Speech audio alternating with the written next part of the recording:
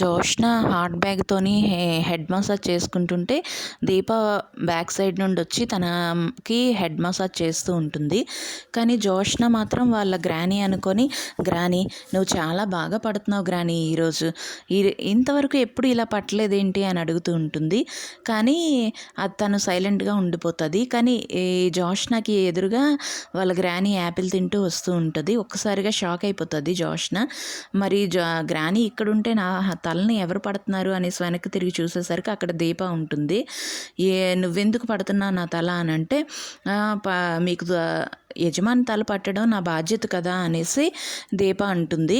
అయితే ఈలోగా వాళ్ళ గ్రానీ వచ్చి అడుగుతూ ఉంటుంది, ఏమైంది అని అడిగితే, తిను నా తల పడుతుంది అని అంటే, పట్టుకుంది తలే కదా, ఇంకా పేక కట్ట పట్టుకోలేదు కదా అనేసి అంటుంది వాళ్ళ గ్రానీ.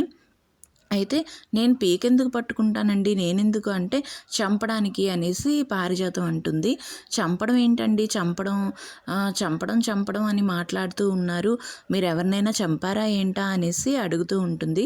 అయితే గట్టిగా కొడితే దోమ చనిపోతుందని దోమనే చంపను నేను ఇంకెవరిని చంపుతాను అనేసి పారిజాతం అంటుంది.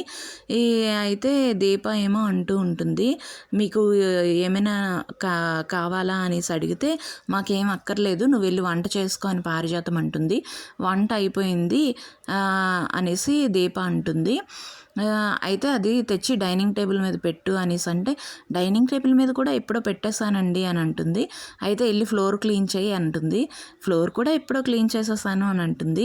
అయితే వెళ్ళి కూర్చో అని అంటే, నేను కూర్చోనండి, నాకు పనే, మీరు చెప్పండి అని అంటుంది దీప. అయితే పని ఏం లేదు, నువ్వు వెళ్ళి రెస్ట్ తీసుకోనంటే, నేను రెస్ట్ తీసుకోనండి, నాకు పనే, మీరు చెప్పండి అని అంటుంది.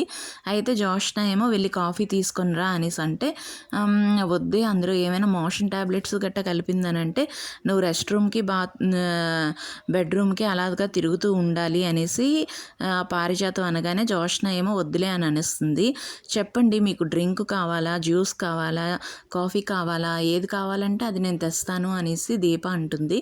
అయితే మాకేమీ అక్కర్లేదు, నువ్వు వెళ్ళు అనేసి అంటే, ఓకే అయితే ఇప్పుడు వెళ్ళి నేను హాల్లోనే కూర్చుంటాను, ఒక 10 మినిట్స్లో మీరు నాకు వచ్చి ఏదో ఒక పని చెప్పాలి, చెప్పకపోతే నేను మళ్ళీ మీ దగ్గరికే వచ్చి ఇలాగే అడుగుతూ ఉంటాను అనేసి దీప అంటుంది. అయితే వీళ్ళిద్దరికీ ఏంటి ఇది ఇలాగా తినేస్తుంది మనకి అనేసి అనుకుంటూ ఉంటే దీప ఏమో అక్కడి నుండి వెళ్ళిపోతుంది. వెళ్ళిపోగానే వీళ్ళిద్దరు మాత్రం దీనికి ఏదో తెలిసినట్టుంది, అందుకే అలాగే ఇదవుతూ ఉంది, ఇది మనతో ఆడుకుంటుంది అనేసి వీళ్ళిద్దరూ కూడా అనుకుంటారు. దీప అక్కడి నుండి వెళ్ళిపోగానే మళ్ళీ ఈ జోష్న ఏమో తను హెడ్ మసాజ్ చేసుకుంటూ ఉంటుంది. చేసుకొని అంటుంది వాళ్ళ నానమ్మతోని, ఈ భార్యాభర్తలకి ఏదో విషయం తెలిసినట్టుంది, అందుకే మనతో ఆడుకోవాలి అని చూస్తున్నారు, కానీ మనమే వాళ్ళతో ఆడుకుంటాము అన్న విషయం వీళ్ళకి తెలీదు అనేసి పారిజాతంతోన జోష్న అంటూ ఉంటుంది. ఈ పారిజాతం కూడా, అవును, వీళ్ళకి ఏదో విషయం తెలిసినట్టుంది, అందుకే మనతో ఇలాగా ఆడుకొని ఇరిటేట్ చేస్తున్నారు అనేసి అంటుంది. ఇంతలోగా కార్తీక్ వాళ్ళ అమ్మ అక్కడ ఉంటుంటే వాళ్ళ నాన్న వాళ్ళ పిన్ని వస్తారు అక్కడికి. వచ్చి వాళ్ళ నాన్న ఏమో అడుగుతారు, ఏడి నీ కొడుకు అనేసి అడిగితే, ఏమి అని అడిగితే, వాళ్ళ ఇంటికి వెళ్ళి ఊడిగం చేస్తున్నాడంట కదా, ఎందుకు అలా చేస్తున్నాడో అడుగుదామనేసి వచ్చాను అని అంటే, ఇంతలోగా కార్తీక్ను దీప కూడా అక్కడికి వస్తారు.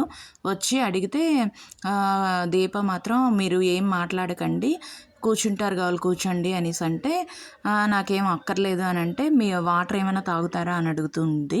అయితే నాకేం అవసరం లేదు అని అంటే, నా కొడుకుని అక్కడ ఊడిగం చేయడానికి కూర్చోబెట్టావు కదా, ఎందుకు అలాగా ఇచ్చేస్తున్నావు, కుక్క తోకకి గాలిపటం ఎగరేసినట్టు ఈడేమో నువ్వు చెప్పినట్టల్లా ఊరంతా తిరుగుతున్నాడు అనేసి దీపక్ అంటాడు. అంటేనేమో కార్తీక్ బాబుని మాత్రం ఏమీ అనకండి అనేసి అంటుంది దీప.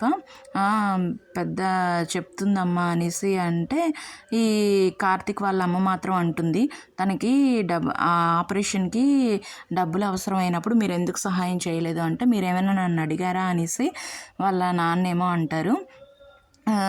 వీడేమో ఆ శివనారాయణ గారి ఇంటిలోన ఊడిగం చేయడానికి చేరాడంట కదా, అదే విషయాన్ని ఊరంతా చెప్పుకుంటున్నారు అని అంటే కార్తీక్ మాత్రం అంటాడు, ఇంట్లోన ఏ పని లేని వాళ్ళు మాత్రమే పక్కింటి వాళ్ళ విషయాలు పట్టించుకొని వాళ్ళ గురించి వీళ్ళ గురించి మాట్లాడుకుంటారు, మీరేమీ దానికోసం ఇదవ్వక్కర్లేదు అనేసి అంటాడు. నువ్వంటే 5th క్లాస్ ఫెయిల్ అయిన దానివి, కానీ నా కొడుకు గ్రాడ్యుయేటు, లండన్లో చదువుకున్నాడు, ఒక కంపెనీకి CEO, అటువంటి వాడు అక్కడికి వెళ్ళి పని చేస్తున్నాడు అంటే దాని వెనకాతలు ఇంకేదో రీజన్ అయితే ఉంటుంది అనేసి కార్తీక్ వాళ్ళ నాన్న అంటూ ఉంటారు. అయితే దీపేమో సైలెంట్గా ఉండిపోతారు. వీళ్ళు ఉండిపోయి ఏదో రీజన్ ఉంది అని అంటున్నారు కదా, మీరు ఇంకా వెళ్ళొచ్చు అనేసి అంటే వాళ్ళు వెళ్ళిపోతారు. వెళ్ళిపోగానే ఇక్కడ కార్తీక్ వాళ్ళ అమ్మ కూడా అడుగుతూ ఉంటుంది, అతను అన్నట్టు మీరు అక్కడ నార్మల్గా దీనికి కాకుండా మీరు ఏమైనా నా దగ్గర విషయాన్ని దాచి ఈ అదర్ రీజన్ కోసం మీరు అక్కడ పని చేస్తున్నారా అని వాళ్ళ అమ్మ అడిగితే, ఒక ఆడపడుచుని వాళ్ళ ఇంటి దగ్గరికి చేర్చాలి అన్నదే నా ప్రయత్నం అమ్మ అని కార్తీక్ అంటాడు. అంటే నా కోసం మీరు బాధలు పడుతున్నారా అని వాళ్ళ అమ్మ అంటే, నీకోసం నేను పడింది బాధ అవ్వదమ్మా, అది నా బాధ్యత అవుతుంది అనేసి చెప్పి కార్తీక్ ఏమో దీపకి హాట్ వాటర్ పెట్టు దీప, నేను వెళ్ళి స్నానం చేసుకుంటాను అని చెప్పి వెళ్ళిపోతాడు. ఇక దీప ఏమో అంటుంది, మా నాన్న నాకు చిన్నప్పుడు ఒక కథ చెప్పేవారు, అదేంటి అంటే ఒక సైనికుడు అనేవాడు ఎప్పుడైనా కానీ విజయం సాధించాలి అని అంటే ఆయా యజమానికి ఉండవలసింది ధైర్యం, ఆ వెనకతల ఫాలోవర్స్కి ఉండవలసింది అతని మీద ఉన్న నమ్మకం. ఇప్పుడు కార్తీక్ బాబుకి ఫుల్గా ధైర్యం ఉంది, ఆ వెనకతలు మనం ఉండే వాళ్ళం తన మీద నమ్మకం ఉంచేసి వెళ్ళాలి అనేసి చెప్తూ ఉంటుంది. అయితే దీప చెప్పింది కదా, దీప చెప్పింది అంటే అది కరెక్టే అవుతుంది అనేసి వాళ్ళ అమ్మను వాళ్ళు మాట్లాడుకుంటూ ఉంటారు. ఈలోగా కార్తీక్ శౌర్య దగ్గరికి వచ్చి శౌర్య ఆడుకుంటుంటే అడుగుతాడు, ఏంటి బొమ్మతో మాట్లాడుతున్నావా అని అడిగితే, మరి ఇంట్లో ఎవరు నాతో మాట్లాడడం లేదు కదా, మాట్లాడడానికి ఎవరూ లేరు కదా, అందుకే బొమ్మతో మాట్లాడుకుంటున్నాను అని చెప్తుంది. అయితే దీప వచ్చి నానమ్మ వాళ్ళు ఉన్నారు కదా వాళ్ళతో ఆడొచ్చు కదా అంటే, పెద్ద నానమ్మ ఏమో వంటలో బిజీ, చిన్న నానమ్మ 2 రోజుల నుండి నాతో మాట్లాడడం లేదు అనేసి చెప్తుంది. చెప్పగానే ఓకేలే అనేసి అంటే శౌర్య ఏమో వాళ్ళ నానమ్మ దగ్గరికి వెళ్తుంది. వెళ్ళగానే కార్తీకు దీప మాట్లాడుకుంటూ ఉంటారు. నిన్ను చూస్తుంటే కొత్తగా ఉంది అని అంటే, ఏంటి కొత్తగా అని అంటే, నువ్వు నాకు మరదలివి కదా అందుకే కొత్తగా అనిపిస్తుంది అని కార్తీక్ అంటాడు.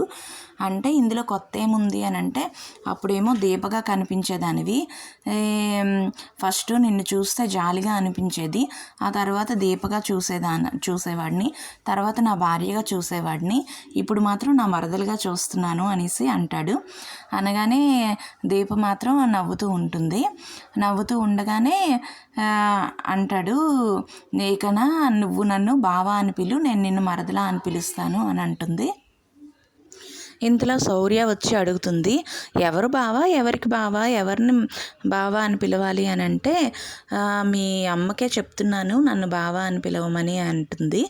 ఓకేలే, అయినా నువ్వు అక్కడ పడుకుంటానన్నావు కదా, ఇక్కడికి ఎందుకు వచ్చేసావు అని అంటే, లేదు నేను ఇక్కడే పడుకుంటాను అని శౌర్య చెప్తుంది. అయితే రా పడుకుందాం అని కార్తీక్ అంటాడు.